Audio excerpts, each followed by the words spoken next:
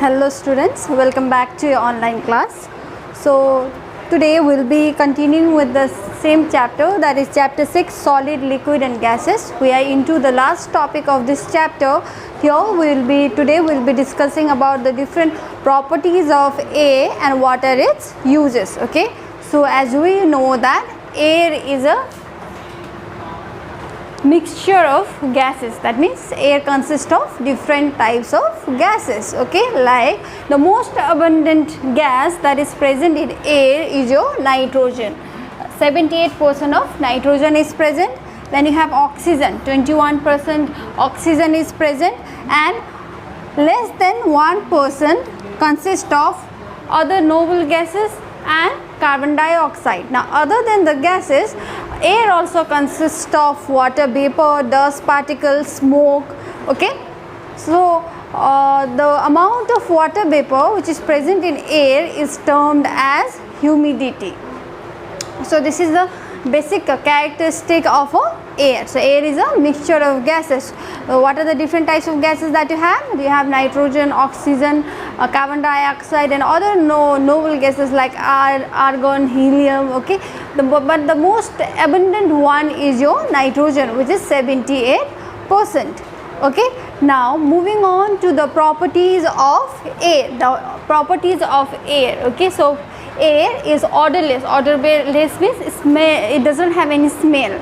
It is tasteless, without any taste. It is colorless. Okay, now another property is air occupies space. Okay, imagine of a birthday party. What do you do in a birthday party? Usually you decorate a room with the help of balloon. Okay, so you have a balloon and what will you do to that balloon? You will blow the air, right? When you blow the air, your balloon will inflate, that will expand. Okay, and then that balloon you will be decorating your room. So here you can see that air is occupying the space in the balloon and then inflating the balloon, expanding the size of a balloon. Okay, so air occupies space. Another one is air has weight. For that, let's do an example experiment with the balloon. Okay, let's go through theoretically with the experiment. You can do this at your home also. You just need two balloons and a stick. Okay, you have one stick, you will attach that stick to one fixed support. Okay, and you will take two balloons. You will inflate the balloons and make it of a same size. Okay, you will inflate the balloon and make it of a same size.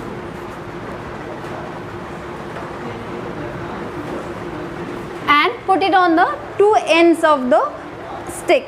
Okay, now after keeping this setup, what will you do? You will take one needle and you will prick one balloon. When you prick the balloon with the help of needle, what will happen? It will burst, right? So what will you see is this stick will move towards this, tilt towards this end. Now this proves that air has weight. Okay, after you prick the balloon and this balloon bursted, this stick with the help of which you had kept two balloons at the end will tilt towards this. That means the heavier side is in this region. That's why the stick is tilting. So this proves that your balloon has weight. Okay, another one is balloon air exerts pressure. Okay, for that what will you do is you will take 1 cup of water. Okay, you will take a cup of water, fill it almost to the brim and take a cardboard. Okay, cardboard, and then place it on top of the glass. Let's see, this is a glass. You will fill it till this end and you will place a cardboard here and then invert it. Okay, you will invert this whole setup. Okay, now and you will place a hand on the cardboard till you invert it. Okay, you let that setup stand for few minutes and then you will leave your hand. You will not see that water will immediately gush out of the cardboard. You will not see that happening. Okay, because of the outward pressure from the air, your water and your cardboard is held together. Okay, so air exerts certain pressure because of which your cardboard is not immediately falling off even after removing the hand. So this proves that your air exerts pressure. Another one is hot air rises up. Okay, so we know that gas, any kind of matter or even gases, they are made up of molecules, right? We know that molecules in a gases are far apart, but whenever you are heating the gases, what happens is those molecules go further apart, because of which your warm air is much lighter as compared to your cold air. Okay, so for the warm air, because of being lighter, they will rise upward. Okay, the same principle is used in hot air balloons. Okay, they have a burner on the bottom which will heat the air on inside the balloon, because of which your hot air balloon will be raising upward. Okay, so this proves that hot air rises up. Now another one is your hot air expands. Now with the can you do that? You will take a pan, you will fill it with the water, you will take one bottle, okay, and on its mouth you will put a balloon. Okay, you will hit that pan along with the water. After a while you will see that you will fill that bottle also with the water. So after a while you will see that the balloon which is placed on the mouth of a bottle, it starts inflating. Okay, it starts inflating. So this proves that your hot air expands. Okay, so these are the different properties of a air. Okay, so air is odorless, tasteless and colorless. Air occupies space, air has weight, air exerts pressure, hot air rises up and hot air expands. Okay, now next we will be discussing about the different uses of gas air, but air we know it's a composition of different gases. So first let us discuss about nitrogen. Nitrogen is a very important element for formation of the proteins. Okay, for formation of amino acid, in a skeletal framework of amino acid you have nitrogen. So nitrogen is essential for formation of the protein, but plants, they cannot take up the atmospheric nitrogen directly. So we have different bacteria, rhizobium, azotobacter, or your nitrosomonas, different nitrogen fixing bacteria which helps in fixing the atmospheric nitrogen. Okay, and sometimes industrially also this nitrogen is prepared, this usable form of nitrogen like urea is prepared so that it can be provided as a fertilizers for the plant. And since we are directly or indirectly dependent upon the plants for the food, so we get it from the plants. Okay, now another one is oxygen. We all know, right? All the living organism on earth cannot live without oxygen. Why? Because oxygen is very much essential for carrying out respiration, and we know that respiration is essential for production of energy. Without energy, will we be able to work, or will our body be able to function like it is functioning now? No.